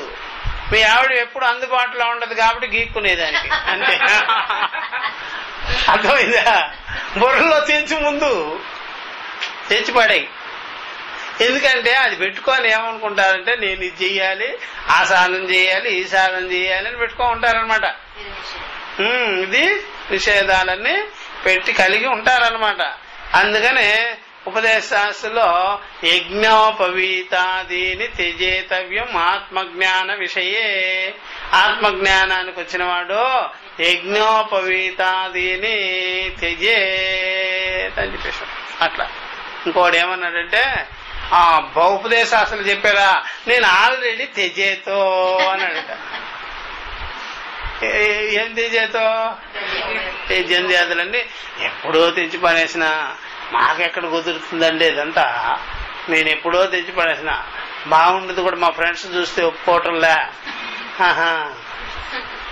మరి అయ్యప్ప దీక్షకు ఓకేనా? దానికి ఓకేనండి. సరే షిరిడి సాయిబాబా దానికి ఓకే, అది కూడా యజ్ఞోపవేతమేరా, అది కూడా దించు. శరీర భావం ఉంది కదా, అది కూడా యజ్ఞోపవేతం. ఏదైనా సరే ఫలం వస్తుంది, ఉంగరం వేసుకుంటావా, అది యజ్ఞోపవేతమే. యజ్ఞోపవీతం ఆది పదం చెప్పారు కదా, అది గుర్తుపెట్టుకోవాలి. ఆది పదం చేత ఎక్కడైతే కర్మభావాన్ని, కర్తృభావాన్ని, ఫలభావాన్ని కలిగించే గుండు సూదు నీ దగ్గర ఉన్నా సరే అదంతా కూడా దానికి కనెక్షన్. యజ్ఞోపవీతాదీని నువ్వు జంధ్యం చేశానంటున్నావు కానీ షోకి పోయి ఆధునికము ఇంకొకటి దించలే కదా నువ్వు. లోపల ఇంకొకటి ఏదో ఉంది కదా నీ దగ్గర, తాయిత్తులు అంటావు, ఉంగరాలు అంటావు, అదే పనిగా టీవీలో చెప్పినటువంటి ఉంగరాలన్నీ ధరిస్తుంటావు, ఇంకేదేదో చేస్తుంటావు. అవే వదిలేవా? మొత్తం వదులు, ఏం కనెక్షన్ ఉండకూడదు. అది ఈ ఆధునికంగా ఉండే వాళ్ళంతా అట్లా అనుకుంటారు. ఇంకా చాలా ఉంటుంది చెత్త, అది కాకపోతే ఇంకొకటి. కాబట్టి ఈ ప్రకారంగా త్యజే దేవస సాధనం త్యజతా ఏవ హి తద్జ్ఞేయం త్యక్తు ప్రత్యక్ పరం పదం. ఆ వదిలిపెట్టేవాడిని కూడా, అహంకారాన్ని కూడా వదులు. ప్రత్యక్ పరం పదం ఎక్కడి వరకు అంటే ప్రత్యక్ స్వరూపం ఉంది కదా, స్వరూప జ్ఞానము, అది కలిగించుకునేంత వరకు అన్ని వదులు. చూసారా? కాబట్టి ఎవడైతే అహం ప్రత్యుడు ఉన్నాడో, అహంకారం ఉన్నాడో, దాన్ని తెలుసుకునేవాడున్నాడో, ఈ సాధనాదులన్నీ కలిగిన వాడున్నాడో, చూసేవాడున్నాడో, వాడిని కూడా వదిలే, ఆ అభిమానాన్ని కూడా వదిలే. ఎక్కడి వరకు? ప్రత్యేగాత్మ జ్ఞానం వరకు. ప్రత్యేగాత్మ జ్ఞానం కలిగించుకున్న తర్వాత ఇంక వదలవలసింది ఏమి ఉండదు. అంతవరకు ఎవరన్నా ఉంటే వదిలే. ప్రత్యేగాత్మకు ముందు ఎవరుండేది? అహం ప్రత్యుడు, వాడిని వదులు, ప్రత్యేగాత్మ జ్ఞానం కలిగించు. అట్లా దీనికి ఒకటి ఇప్పుడే ఉన్నది ఇక్కడ. కాబట్టి ఎక్కడి నుంచో ఈ వచనం తీసుకొచ్చి పెట్టారు శంకర అంటున్నారు. సరే, త్యాగ ఏవ హి సర్వేషాం మోక్ష సాధనం ఉత్తమం. త్యాగమే మోక్ష అన్ని రకాల సాధనల కంటే గొప్ప సాధన. ఏం త్యాగం తెలుసా? వివేకం కలిగి ఉండము, ఆత్మానాత్మ వివేకం కలిగి ఉండము. ఆత్మైవ సత్యం అని తెలుసుకో, ప్రత్యేగాత్మ సత్యం అని తెలుసుకో, అదే త్యాగం. ఇంకా మిగిలినవన్నీ నెగేట్ చేసే ఆత్మైవ సత్యం అని తెలుసుకో. అలాగే వివేకమే త్యాగం. త్యజతా ఏవ హి తద్జ్ఞేయం త్యక్తు ప్రత్యక్ పరం. కాబట్టి ప్రత్యేగాత్మ జ్ఞానం కలిగేంత వరకు ఏవే ఉంటాయో అన్ని దాన్ని నెగేట్ చేయి అని చెప్పేశాడు. వివేకం చేసాం, నెగేట్ చేశాడు అంటే కాదు. కాబట్టి ఇది సరే. ఇప్పుడు ఏమంటున్నారు చూడండి, ఈ లాస్ట్ వాక్యం ఇది చెప్పండి. నెక్స్ట్ క్లాస్ లో జ్ఞాన సాధనలు వస్తాయి, ఇది చెప్పుకుంటాం. ఓకే, సరే. తస్మాత్ కర్మణం సహకారిత్వం కర్మాపేక్షావా నా జ్ఞానస్య ఉపపద్యతే. కాబట్టి కర్మలకి, కర్మ సాధనలకు గాని, సహకార సాధనలకు గాని కర్మశేషత్వం అనేటువంటిది ఇవన్నీ కూడా జ్ఞానానికి సంబంధించినవి కావు, జ్ఞానానికి పనికిరావు అని చెప్పేసినారు. ఇదంతా రేపు చెప్తాం. ఇది తతః అసదేవ సూక్త వాక మంత్రాణవతో యథాయోగం విభాగ ఇది. కాబట్టి సూక్తాది మంత్రాదుల్లో విభాగం అనేటువంటిది అవన్నీ కూడా నువ్వు చేసుకున్నా సరే దీనికి మాత్రం అది సంబంధం ఏమి లేదు. తస్మాత్ అవధారణార్థత ఏవ ప్రశ్న ప్రతివచనస్య ఉపపద్యతే. ఇవన్నీ నిశ్చయం చేసుకోవాలనే ఉద్దేశం చేతన ప్రశ్న జవాబులతో పెట్టి ఇక్కడ మేము చెప్పాము. ఏతావతి ఏవ అయం ఉపనిషదాం ఉక్త అన్య నిరపేక్ష ఏవ అమృతత్వాయ ఇది. కాబట్టి ఏమేమి చెప్పామో అవన్నీ కూడా ఉపనిషత్తుని మేము చెప్పున్నాము. ఉపనిషత్తుకి భిన్నమైనటువంటి సాధనలు ఏమి అంగీకరించవలసిన పని లేదు. అమృతత్వ జ్ఞానానికి ఒక్క ఉపనిషత్తు జ్ఞానం ఒక్కటే సరిపోతుంది. ఇతర సాధనలతో ఏమి పని లేదు. ఉపనిషత్తు జ్ఞానం కలిగించుకున్న తర్వాత తస్మాత్ అలం అని పెట్టుకోవాలి. అలం చాలు అయిపోయింది అని, అంతేగాని ఇంకా ఏమో పొందాలి చెయ్యాలి అని మాత్రంగానే కాదు. ఇదిగో ఇప్పుడు జ్ఞాన సాధనలు చెప్పినా సరే ఉపనిషత్తుకి కనెక్షన్ మాత్రంగానే కాదు, అది వేరే సందర్భం. అది అంతఃకరణానికి సంబంధించిందే గాని ఉపనిషత్తు జ్ఞానానికి సంబంధించింది కాదు. మీకు జ్ఞానం కలిగించుకున్న తర్వాత ఇంకా చేసే పని ఏమి ఉండదు.